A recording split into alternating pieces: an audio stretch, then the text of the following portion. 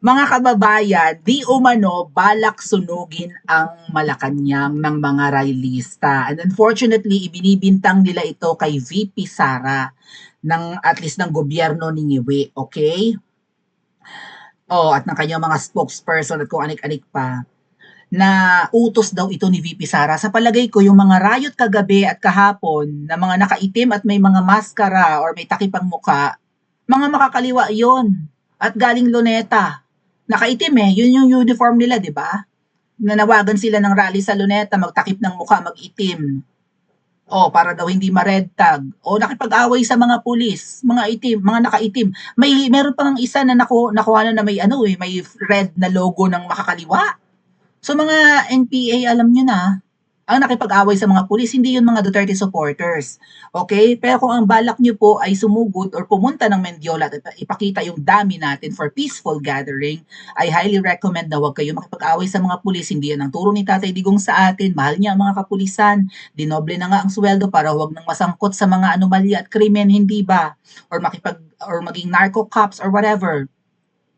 O mahal ni Tatay Digong ang kapulisan, kababayan natin ang mga yan. At sana, no, gawa natin ng paraan na manawagan din kung kayo ay magmemendiola na ikumbinsin natin yung mga mahal sa buhay ng kapulisan na sumali rin sa atin, nanay nila, magulang, tatay, asawa, anak, kapatid, whoever. Sumama sa atin para anyway, ang mga pulis naman po, sabi nga they exercise maximum tolerance. Kaya lang yung kahapon mukhang tanim riot talaga.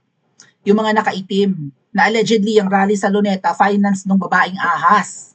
Kailangan magkagulo para lalong maging tight ang security. Ayala Bridge pa lang eh. Pag dumiretso ka kumanan ka sa pagkakaalam ko, o, di ba? From Ayala Bridge, pag tumawid ka ng Pasig River at kumanan, diretsong Kamangyang na yon. Pakiusapan ng mga pulis na, sir, ipapakita lang namin at mananawagan kami sa harap ng palasyo ng mga ahas na umalis na sila, bumaba sila, hindi na natin kayang tiisin ang pagiging inutil. Okay, at inaalaw ni Ngiwi, tinotolerate niya at baka nga kasabwat pa siya sa matinding corruption hindi lang sa flood control projects. Pero yun nga po, dahil nga may tanim riot, inaakusahan po na ang mga nanggulo kahapon ay utos ni VP Sara at balak daw sunugin ang palasyo ng mga ahas. So paano tayo pupunta ngayon sa Kamangyang ngayong araw kasi may mga magrarally na naman po from Camp Aguinaldo going to Liwasan and from Liwasan, papagurin talaga ang mga kababayan natin. I don't know kung anong diskarte yan. Pero kung kayo po ay pupunta mamaya, again, huwag kayong maging marahas. Ang mga Duterte supporters, ang mga DDS, hindi kilalang marahas, hindi yan ang turo sa atin ng dating Pangulong hinahangaan natin. Unfortunately, inaakusahan na nga nila na ang mga susunod na movement ng tao papunta ng Kamangyang at papunta ng Mendiola ay magbabalak daw na sunugin ang palasyo ng mga ahas. Ito nga po yung post ni Kaloy Gaming ba to? Pero ito daw yung sinabi ni Remulla na nagsiga-sigaan kahapon doon, nagganon-ganon pa, tinitingnan yung mga rallyista na nakikipag-away sa mga pulis, 'di ba? Hindi rin natin masisisi yung mga kababayan natin kung hindi man makakaliwa yung may gawa nun na lumaban sa na mag ano no na nagayahin yung nangyari sa Indonesia and in Nepal. Pero kung gagawin niyo pa man yan, siguro ang targetin niyo huwag yung mga establishmento na mga hindi like yung mga traffic light doon sinira na ng mga nakaitim. Bakit hindi niyo na lang puntahan ang bahay ni Tambaluslos? 'Di ba? At mag-say hi kayo sa kanyang billion worth na compound. Ganon, oh. So eto po mga kababayan, ang sinabi ni John Vic,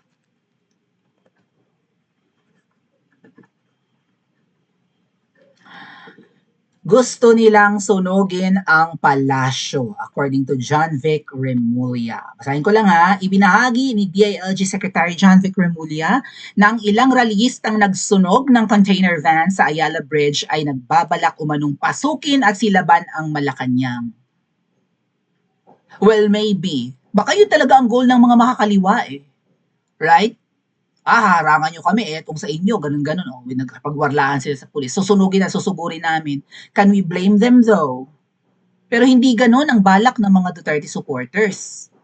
Makakaliwa, yun. Ang initial information namin, ang plano nila is to breach the perimeter and burn down the palace. According kay Rimulya, ilan sa mga nahuling kabataan ang umamin sa plano. Karamihan daw sa mga sangkot ay mga menor de edad, kaya't hindi pa sila direktang maimbestigahan ng walang kasamang DSWD personnel.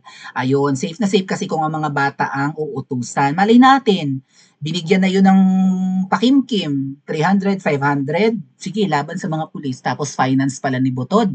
Dahil allegedly, finance ni Butod yung rally sa Luneta. Ano yung suot ng mga nasa Luneta? Mga nakaitim at may mga takip ang mukha. Ganon din ang itsura ng mga sumugod doon. O, since mga bata yun, ay hindi naman namin maimbestigahan, edi iligtas na, pinakawalan na. Kahit na sila na, kung sila man ang nagbayad. Tuso, right? Siguro ginawa lang yung tanim riot kahapon. Either talagang nagwawala yung mga makakaliwa at ang mga kabataan. Mga kabataan kasi ang nare-recruit ngayon, lumalakas sila eh. Tama? Lumalakas sa panahon ni Ngiwi, lumakas na naman ang mga makakaliwa. Matter of fact, kasabwat nga ni Tambaluslos sa pag-i-impeach kay VP Sara. O, di ba? Yung mga tipong hindi na sila nanalo pero na-proclaim pa rin at naging kongresista pa uli. O, nagbabalik ang mga makakaliwa sa kongreso, eh di powerful, may datong na naman, kung todo recruit na naman. Kaya nila tina-target yung confidential funds ni VP Sara. Dahil yung confidential funds niya under DepEd, ay di ba, yun yung ginagamit para ibigay or bigyan ng reward ang mga intel na magbibigay ng impormasyon kung sino sa mga schools ang nagre-recruit ng mga estudyante. O, baka mamaya teacher, baka mamaya members of the faculty, baka mamaya estudyante rin, enroll, overage na pala, hindi naman tinatapos ang kurso para next school year, balik na naman doon, enroll for another program maybe kung talagang pag-graduate na supposedly, pero ang trabaho ay mang-recruit lang. Baka yung mga kabataan kahapon, mga na-recruit na nga at na-invite na sa kilosang makakaliwa. Galawang makakaliwa eh. Hindi ganyan ang behavior ng mga Duterte supporters. Right? Sino sa atin ang warla? Hindi naman tayo tinuruan ni Tatay Digong. Plus, sabi nga ni PRRD, huwag iraransak ang Malacanang. Ang laman ng Malacanang ay pag-aari nating lahat. Treasure yan ng mga Pilipino. Hindi yan pag-aari ng titira dyan, maging buwaya man yan at ahas, at pusang tabingi ang muka. Hindi nila yan pag-aari. Pag-aari nating lahat ang laman yan, yung mga treasures dyan, yung mga invaluable whatever, yung wala nang monetary value ng mga antiques, 'di ba? O atin 'yan lahat. Hindi yan pwedeng agawin, nakawin, kunin and what. Hindi mo rin naman siguro maibebenta lalo at mga antique na yung mga yun, baka I don't know, sa black market, whatever. Kung ano man ang makamka, baka nga dyan na rin tinambak yung mga perang kinurakot, pwede rin. Kaya siguro marami talagang gustong iransak yan. Pero ang mga Duterte supporters, sa pagkakaalam ko, tayong mga pinalaki ni PRRD, hindi tayo gahaman at ganid sa material na bagay. Although kailangan natin yan dahil mahirap ang buhay. Pero yun, mga double agents lang at mga solicitors lang ang ganid sa datong. Tama ba ako? Plus na makakaliwa, kasi kung namundok ang mga yan at walang kapera-pera sa bundok, hirap ang buhay, ay sabik talaga sa datong ang mga yan. Datong at power. Kaya gusto nilang i-overthrow ang government, right? Baka mamaya maransak nila ang palasyo at ang gusto nilang umupo ay Dilaw. Or si Tambaluslos, we don't know. Or kung sino man na pwede nilang paupuin aside from VP Sara. So, umamin. Okay, yung mga nambabato, kanina were minors, most of them look like 15, 16 years old, sabi ni ano. Ay baka na-recruit na nga ng makakaliwa. Kung balak nilang sunugin ang Kamangyang, deserve ba na malitsyon at matusta ang nasa loob ng Kamangyang? Kahit makakaliwa pa ang gumawa. Kung Duterte supporters ba ang lalakad from Ayala Bridge, makikiusap sa mga pulis sa padaanin, mambabato ba tayo? Susunugin ba natin ang palasyo ng mga ahas? Or magsistay lang tayo doon, dadami tayo ng dadami sa harapan ng palasyo at mananawagang bumaba ka na. Kung hindi ka bababa, we are not moving. Just like what the people are doing now in EDSA or kagabi at least.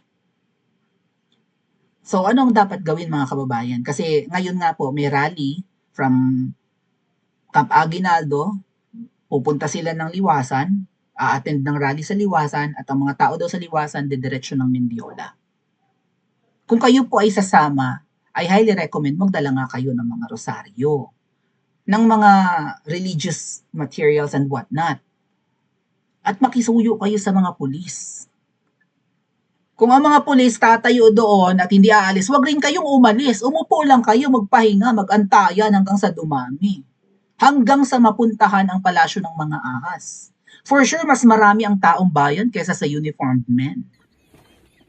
And malay natin, kung pupunta ng Mendiola at hindi tayo manununog, at kapag dumami tayo at hindi tayo kayanin ng mga pulis, 'di ba? Marahang paglakad, may susuotan mo ng garland or sampagita, bulaklak ng sampagita or aabutan mo ng rosas na puti ang pulis. Hindi pa ba lalambot ang kalooban ng mga 'yan? Unless ang ilagay nilang nakaharang sa perimeter ng mga nagkukunwaring pulis tapos mga goons pala. Mahirap ang laban pero hindi tayo hahantong sa pagsunog. Tama? Sisigaw lang tayo at magtitipon, hindi kami aalis dito hanggat hindi ka bumababang poke ng ina mo ka. Pero kung silaban man ang mga demonyong ito, deserve ba nila?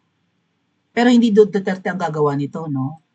Kayanin kaya ng mga makabagong henerasyon ang laban na ito? Or babalik tayo dun sa recommendation ni Chavit na marami namang form of civil disobedience and one of them is huwag nang dumalo ng klase ang mga bata. Huwag pumasok hanggat hindi bumababa ang mga magnanakaw. Although may mga nagkikriticize doon, pero mga kababayan, ako naniniwala ko, brilliant idea yun. Instead of the teens and the youth joining the rallies tapos uutusan na lumaban sa mga pulis, magstay at home na lang kayo. Huwag kayong pumasok as a form of rebellion sa mga nakaupo ngayon. Agree? Pa-comment po sa comment section at mag-like and subscribe din po kayo.